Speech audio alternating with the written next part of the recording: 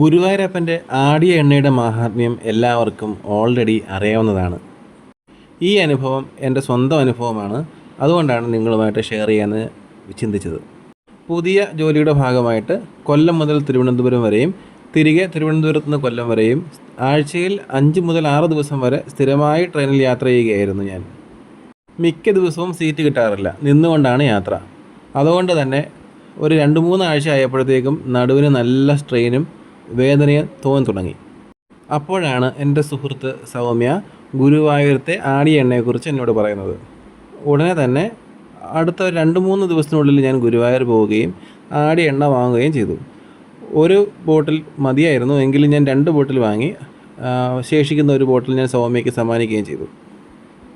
അത്ഭുതകരം എന്ന് പറയട്ടെ, എണ്ണ തേച്ച് ഒരു 3-4 ദിവസം കഴിഞ്ഞപ്പോഴേക്കും എൻ്റെ നടുവേദന നിശേഷം മാറി. പിന്നീട് എനിക്ക് ഇതുവരെ ആ വേദന വന്നിട്ടില്ല. അപ്പോൾ വാതരോഗ സംബന്ധമായിട്ടുള്ളതോ മറ്റ് ഏത് അവയവ സംബന്ധമായിട്ടുള്ളതോ ആയ അസുഖങ്ങളുള്ളവർക്ക് മാറുന്നതിന് വേണ്ടിയിട്ട് ആടിയ എണ്ണ ഒന്ന് പരീക്ഷിക്കാവുന്നതാണ്. മരുന്നുകളുടെ കൂടെ ഈ ആടിയ എണ്ണ തേക്കുന്നത് നിശേഷമായും നമ്മുടെ അസുഖം മാറുന്നതിന് വേണ്ടിയിട്ട് ഭഗവാൻ നമ്മളെ അനുഗ്രഹിക്കും.